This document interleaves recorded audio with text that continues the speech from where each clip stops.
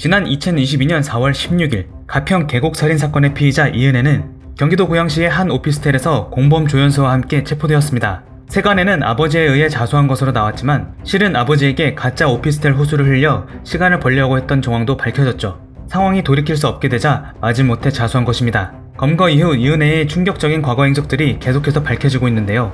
이은혜는 국가보조금으로 생계를 이어가는 가난한 장애인 부부 밑에서 초등학생 시절까지는 평범하게 살았습니다. 일밤 러브하우스에도 출연하여 부모를 위해 굳은 일도 마다하지 않는 모습을 보였고, 리모델링된 집에 입주해서는 나도 나중에 커서 받은 만큼 다른 어려운 사람들에게 베풀고 싶다는 다짐을 전하기도 했죠.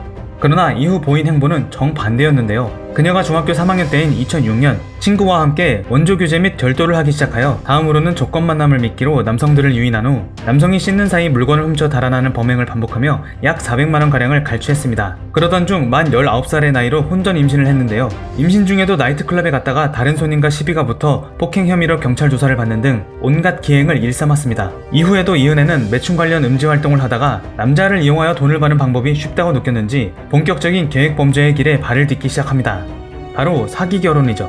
2015년 이은혜는 한 남성과 결혼을 하게 되는데 당시 결혼식을 준비하면서 비용을 한 푼도 보태지 않았고 축의금도 신랑 측과 공유하지 않았습니다. 이를 수상히 여긴 신랑 측 부모가 후에 사람을 붙여 알아본 결과 신부 측의 부모와 하객이 대행 알바였다는 것을 알게 되었죠. 사기 결혼 후 축의금을 가로채려는 정황이 발각되자 이 결혼은 바로 파기되었습니다. 하지만 여기서 멈추지 않았죠. 이은혜는 1년도 채 지나지 않아 소름 돋게도 또 다른 남성과 결혼식을 올렸습니다. 하지만 이 결혼식도 결국 파혼을 맞게 되는데 사유는 정확히 알려지지 않았지만 아마도 모든 것이 어설펐던 이전 결혼과 같은 이유였지 않았을까 싶습니다. 그런데 이은혜의 사기 결혼 계획에는 축의금 갈취보다 더 궁극적이었던 목적이 있었습니다.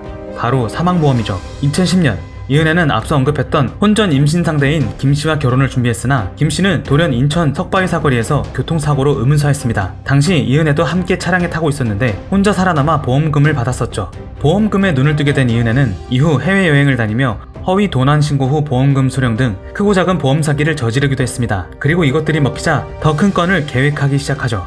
그 후로부터 4년 뒤 이은혜는 남자친구 이씨와 사실혼 관계를 맺고 결혼 전 태국 파타야에 여행을 떠나는데요. 이씨 또한 스노클링 사고로 의문사를 당했습니다. 당시 부검 결과에서는 익사로 판정되었고 보험금은 유족들이 받게 되어 이은혜는 수령하지 못한 것으로 밝혀졌는데요. 현재는 무혐의 판결이 나왔지만 이 사건은 이은혜가 계곡살인을 계획하는 시발점이 됩니다. 2016년 피해자 윤씨와 본격적인 결혼을 약속하며 이은혜가 제일 먼저 한 것은 남편인 윤씨의 생명보험금 수령인을 본인으로 설정해 놓은 것만 보더라도 과거의 경험을 토대로 계획을 설계했다는 것을 알 수 있죠. 마지막 피해자 윤씨는 그렇게 떠났던 것입니다. 그녀의 과거 행적들이 드러나며 성형 전후에 대한 관심도 쏠리고 있습니다. 한 성형수술 정보 공유 카페에는 이은혜 씨로 추정되는 해당 글이 올라와 있는데 눈, 코, 지방 이식을 했다고 밝히며 아직 눈을 감으면 수술 자국이 있습니다. 이건 언제 없어지냐? 라고 질문하기도 했습니다. 미친 듯 갈취했던 윤 씨의 돈으로 미친 듯이 얼굴을 갈아엎었던 거죠. 심지어 수배를 받던 와중에도 한 성형외과를 방문해 상담, 성형 견적까지도 알아보았던 것이 밝혀지기도 했는데요. 신분 세탁을 하려던 정황이 있었던 셈이죠.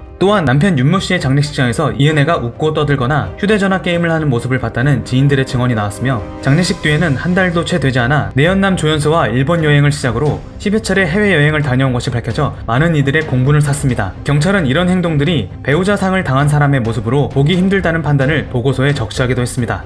이은혜 검거 이후 사건에 대한 다양한 반응들이 쏟아져 나왔는데요. 당시 프로그램에서 이은혜 가족을 직접 만나고 도왔던 신동엽은 그녀를 또렷이 기억하고 있었습니다. 수많은 러브하우스의 사연자 중에서도 손에 꼽을 정도로 감동적이었던 이은혜 양과 그 가족을 특별하게 기억하고 있었죠. 하지만 지금은 너무나도 달라진 이은혜의 모습을 다시 만나게 된 신동엽은 사건 관련 내용을 보는 내내 할 말을 잃었습니다. 남편을 끝내 죽음으로 몰아넣고도 아무렇지 않게 여행을 즐기는 이은혜의 모습에 상당히 분노하며 매우 안타까운 사건이라고 밝혔습니다. 표창원 소장은 이은혜를 향해 10대 시절부터 여러 범죄를 접하면서 선택적 공감 능력을 가진 것으로 보인다고 말했습니다. 범죄 대상으로 정한 사람에겐 공감하지 않는 태도가 습관적으로 굳어진 것 같다고 분석했는데요. 실제 이은혜를 둘러싼 이야기를 보면 자신의 부모나 딸 그리고 지인들에게는 이런 잔인한 짓을 저질렀다는 것을 대번에 믿을 수 없을 정도로 주변 사람들에겐 정상인처럼 잘했다고 합니다. 그러나 범죄 대상에게는 철저히 이용해 골수까지 빼먹고도 죄의식이 없는 반사회성 그리고 남을 철저히 조종하는 것을 즐기는 지배적인 성향과 상습적인 거짓말 등 이익 추구형 사이코패스의 모습을 보였죠. 이수정 교수는 이은혜 사건에 대해 이익을 얻겠다는 도구적 살인에 익숙한 모습이라 말하며 결정적으로 윤 씨의 사망보험금이 나오지 나오지 않자 방송사에 이를 제보했다가 거꾸로 자신의 범죄가 드러나는 실수를 했는데, 이는 교육을 제대로 받지 못해 세상 물정 인식이 떨어져 생긴 것이라고 말했습니다. 그것이 알고 싶다 제작진을 이용해 여론을 호도하여 돈을 받아내는 데만 집착했다고 말했죠. 이는 이은혜의 엄청난 금전욕과 더불어 얼마나 현실 인식 능력이 떨어지는지 보여주는 부분이라며, 사람을 쉽게 이용하듯 방송, 언론도 쉽게 이용할 수 있을 거라 생각한 것 같다고 말했습니다.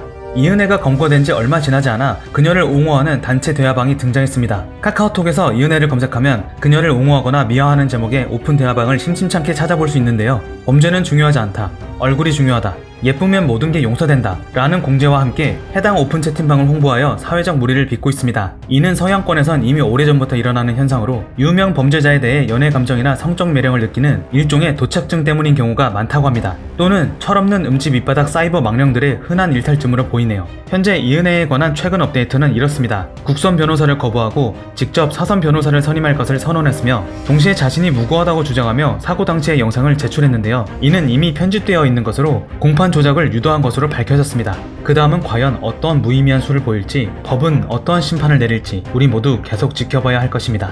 앞으로도 세상의 모든 소리 소문을 심도 있게 파악하여 여러분 앞에 전달드리겠습니다.